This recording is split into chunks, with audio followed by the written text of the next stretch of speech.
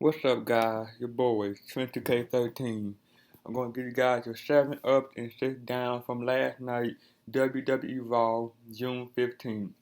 This comes from WhatCulture.com. After a lackluster Money in the Bank pay-per-view that featured a couple really good matches but few surprises, WWE needed to ramp things back up Monday night. Thankfully, the company had just the prescription in the form of the Beast Incarnate. But despite the much anticipated return of Brock Lesnar, Monday night was all about another bruising heel who has been terrorizing the roster, or at least one superstar in particular. No, not Bray Wyatt. Kevin Owens on Raw Monday night, crushing it on the microphone, battling a former world champion, and then crashing a music concert.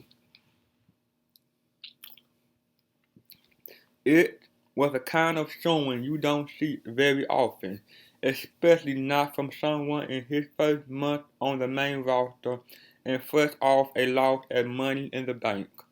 Raw also featured a grown man wearing a paper crown and carrying a plunger, one guest who really entertained by that segment, a giant on the Vine Intercontinental Championship feud, and another in-show movie preview. We also saw two WWE Championship match winners, King of the Ring and Money in the Bank ladder match, go down in defeat because reason. All in all, WWE delivered a really good post-pay-per-view episode Monday night, a show that provided some DVR-worthy moments because who hadn't dreamed of assaulting a musical guest at some point for fans? So what roared and what whimpered Monday night? Let's find out.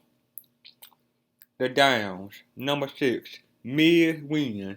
Wait, what? Oh, come on. We all know Miz is a chicken shit heel stuck between the human wrecking ball and the world's largest athlete in this feud. But Monday match did him, and fans no favor, with Miz facing an obvious uphill battle against Big Show. He was short first to Money, then managed to sneak back into the ring and beat the 10 count for a count-out victory. The night before, he jumped both Ryback and Show in the ring for a DQ finish before fleeing. He once again hightailed it before anyone could get their hands on him Monday night. Supposedly, cheap victories like that are supposed to make you take him seriously as an Intercontinental Championship threat. One would expect Miz to be the one to eat the pin in the eventual Super Threat and IC title match, but with WWE you never know.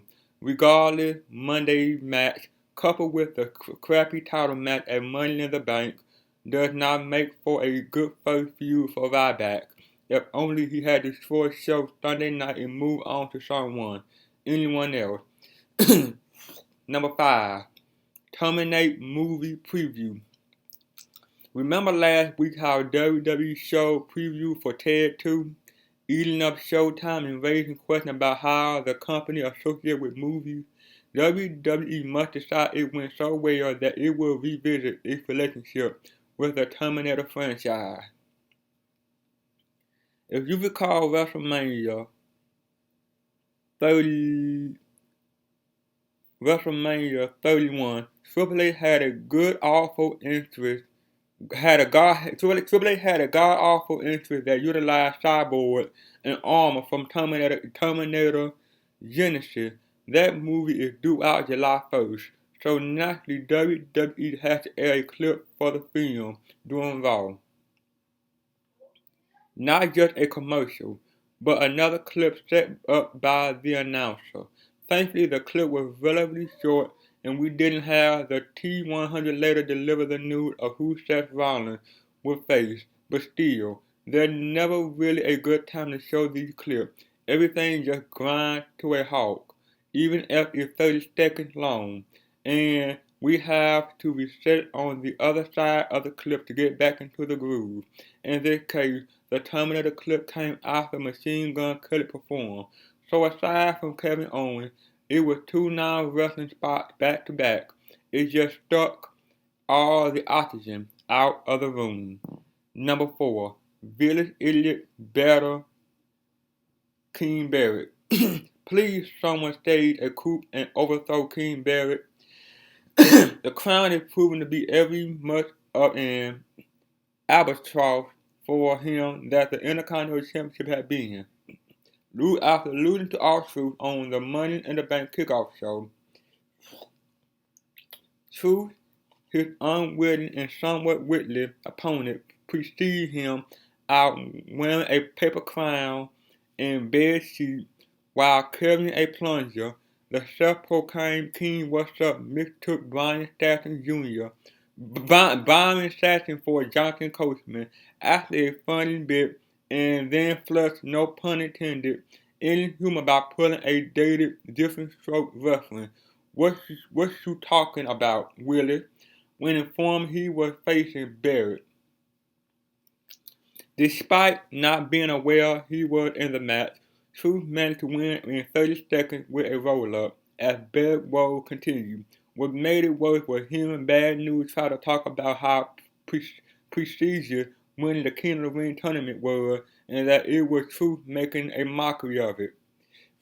Most would probably say losing to a guy wearing a bed sheet and carrying a plunger in 30 seconds make more of a mockery of King of the Ring than anything. Number 3, a fresh matchup. Oh goody, look, Randy Orton and Sheamus are set to fight each other again. And they set the feud up by having each other have each one cost the other a win, so they both losers. Even better. The Viper and the Celtic Warrior have fought more than a dozen times in one-on-one televised bouts through the years, but it feels like it's been a lot more. That's in large part due to the fact that they don't really have great chemistry together. Sure, they love to pummel each other, but it just doesn't translate. It also doesn't help that WWE likes to protect both, so there are a lot of win trading or shenanigans. Of their 15 televised matches, 9 have either ended in a DQ or a no contest. That certainly doesn't help. Even when they're not in the same match, they still manage to lead to DQ. No contest and screwy finishing. Monday, Orton distracted Sheamus and he got rolled up by Ambrose. Then Sheamus wandered out during Orton's match against Kane. The director of operations changed the match to no hold barred mid-match. Sheamus immediately hit a bro kick and Kane covered for the win. Number 2, briefcase full of losses. Nothing gets a guy who just won a guaranteed World Championship match over more than having him lose to a roll-up the next night. Right? They'll pay through the nose to see that guy as World Champ when he cashes in his Money in the Bank briefcase. Right? Sadly, WWE seems to think this is the case. 24 hours after winning the Money in the Bank briefcase, in a surprise move, Sheamus came out at the authority's behest to beat on a hobble Dean Ambrose. The lunatic friend hung in the match up until the bitter end, when Randy Orton's music provided the distraction that led to Ambrose rolling Sheamus up for the pin. Why? The answer probably is because WWE doesn't think wins and losses matter. You know, because football fans don't care if their favorite team loses as long as they put smiles on people's faces. The truth is, Sheamus has been floundering recently, and the decision to give him the briefcase is a bold move that could pay off if the Celtic Warrior is booked properly. WWE needs a big, bruising heel, and Sheamus could be that guy. Instead, he comes out of the chute and loses. Bravo. Number 1, leave family out of it, whether it's the right thing to do or a colossal mistake. WWE is moving Roman Reigns away from the WWE World Heavyweight Championship scene by putting him into a feud against Bray Wyatt. But WWE is not content to leave things at Wyatt being pissed that Reigns beat him in a match with the Money in the Bank ladder match spot on the line. At the conclusion of the segment between Bray and Roman, Wyatt said he wouldn't dare mess with Reigns right now, not so close to Father's Day. The line sounded a little odd, but a few moments later, Wyatt produced a still from the fatherhood commercial Reigns had recorded with his daughter last year, which had aired again earlier in the night, presumably as a setup. Wyatt then proceeded to sing I'm a Little Teapot, which Roman did in the commercial. If WWE learned nothing during the star feud between Eddie Guerrero and Rey Mysterio, it's that involving superstars, young children, just doesn't work how you think it might. Sure, they probably won't go the route they did with Ray's son Dominic and have Reigns' daughter parents your line of challenge and put her custody on the line in a match. But this still is just wrong.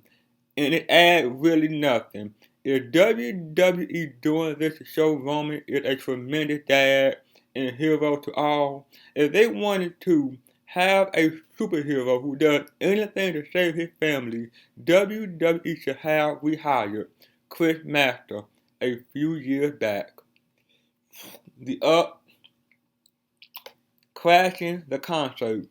Normally, anytime a musical act performs live on WWE programming, it's an automatic down. Special exception would be made for the right band, singer, rapper, but Machine Gun Kelly clearly does not fit that bill. However, the entire segment was saved, and worse it if you DVR and skip it in the last few moments.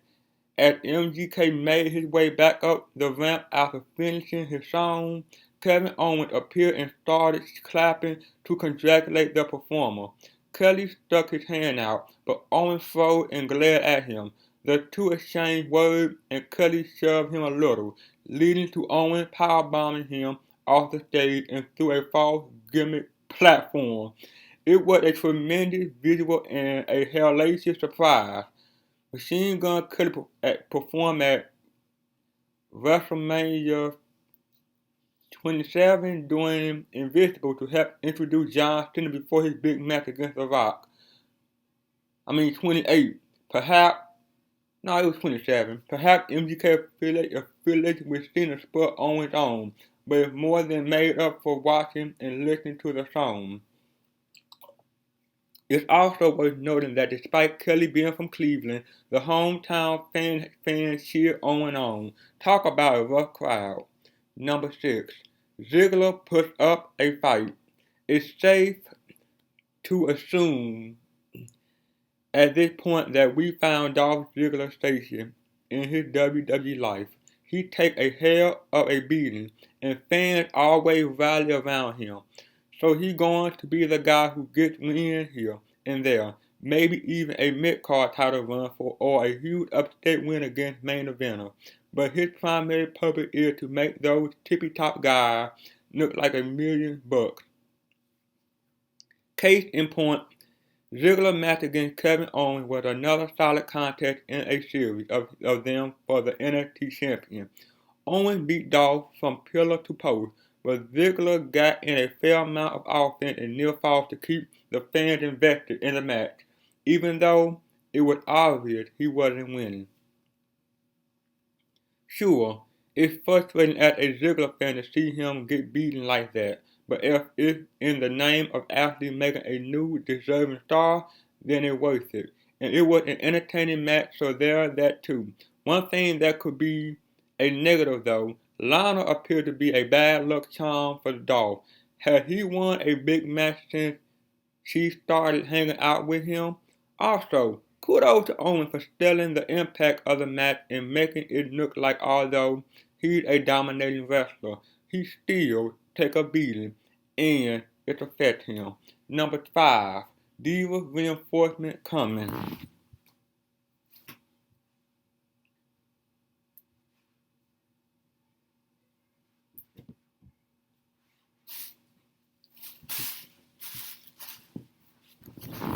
This has to be a setup, right?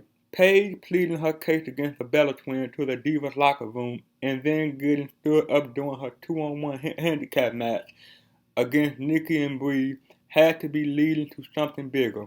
It can't just be that someone, Natalya, Naomi, is going to stand with her to fight the Bella. The way Paige kept talking about the Divas needed to stand together and how the sisters have run the division and how the women walked out on her meeting at the mere mention of Stephanie McMahon suggests that someone new is going to come in to aid Paige. If all of this is setting up Charlotte and possibly Bayley and Sasha Banks to show up on Raw to fight off the Bella, then power to WWE for actually putting together a storyline to introduce them. Charlotte is more than ready, as it's been several months since she lost her NXT Women's Championship to Banks and is just hanging out in secondary feud lately. She needed to be promoted a while ago. Charlotte could bring Bayley or even Banks along at least temporarily to ward off the Bella, or she could go it alone. The WWE Diva division is long overdue for some fresh talent to raise the level of in-ring performances, and as this is setting up some arrival, then it's a great way to it. But if this is just setting up Alicia Fox joining forces with Paige, then just throw your hands up.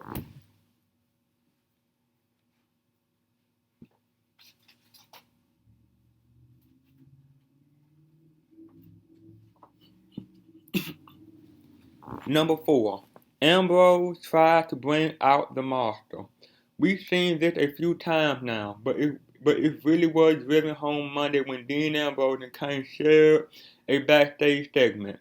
Ambrose talked about how he had a taste of the WWE World Championship and wanted more, while Kane shot at him and reminded Dean that the veteran was a former world champion. Ambrose left about how that was a different Kane, the big red monster, a man who will walk through hellfire and brimstone and not this corporate sellout, seemed to hit a chord with him. Ambrose had done this a few times, calling Kane a glorified messenger and errand boy, but it appeared to be wearing down Kane. Perhaps we are getting close to seeing Kane don the mask one last time in his long WWE career. If that's the case, and Kane is preparing for a final run, then it would be a nice way to go out. Either way, seeing Ambrose trying to bring out a fighter in Kane is a nice touch, something he done consistently for the past month or so. Number 3. Brock is back. So, a little more than 2 months after becoming the biggest babyface in the company and immediately being suspended, Brock Lesnar made his triumphant return to WWE Monday night, and he wasted no time in re-establishing himself as the alpha male in the company.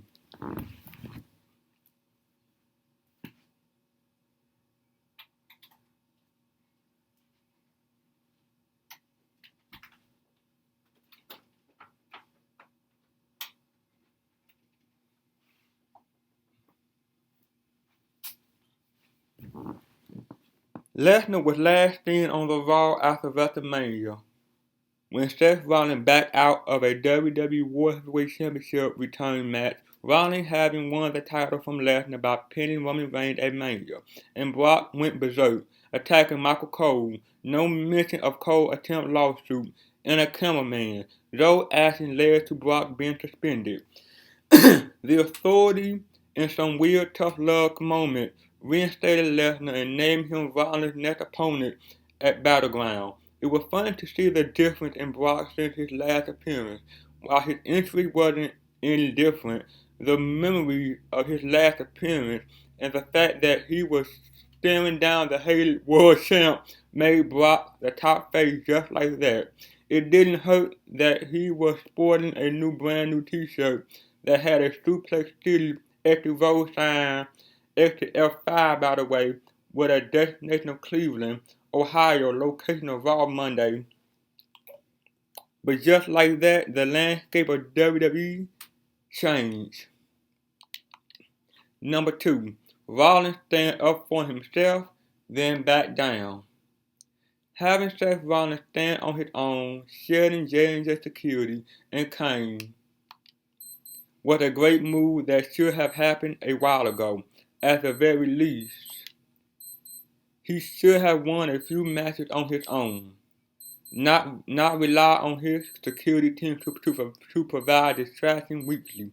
But WWE played it well Monday with Rollins bragging about winning a hard-fought ladder match against Dean Ambrose. Talking about how he didn't need Dumb and Dumber, J&J Security, or the devil's favorite dinosaur, Kane. Rollins standing up for himself and trying to establish himself as a world champ who can stand on his own was a nice, somewhat overdue touch. But it got put on blast at the end of Raw when Brock Lesnar returned in pursuit of his WWE World Heavyweight Championship and stared down Rollins. Seth refused to make eye contact with Brock, backing down and climbing out of the ring. If this leads to Rollins spending the next several weeks psyching himself up for his big title match against Lesnar at Battleground, then that is a great way to establish him as a stronger heel, or even as someone ready to break away from the authority, since they brought Brock back and gave him this match to test Rollins. But if Seth spends the next month cowering, then it's just more proof that the writing team has ADHD. And number 1, all about disrespect. Right out of the chute, kudos to WWE for holding back John Cena Monday night. With Brock Lesnar coming back, there really was no need for Cena to be on Raw. And it helped sell the beating he took from Kevin Owens after their match Sunday night. Owens took advantage of being on Raw without Cena to run down the United States champion, calling him disrespectful how he spoke to Owens after the match.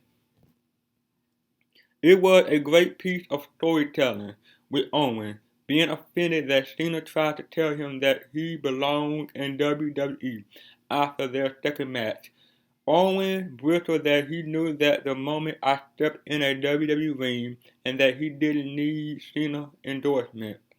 It's amazing how Owens can justify all of his actions very simply and without reservation. He managed Monday to validate his post-match attack and ring apron powerbomb as necessarily because of the disrespect Cena showed him.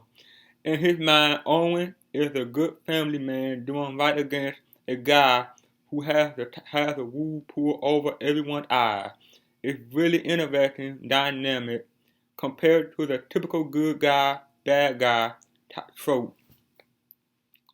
Week by week, Owens continued to win fans over with both his in-ring performance and work on the microphone and the occasional powerbomb of a musical act. He announced Monday that he wants a U.S. title shot. He could be a fixture in WWE for some time to come, and he's just getting started.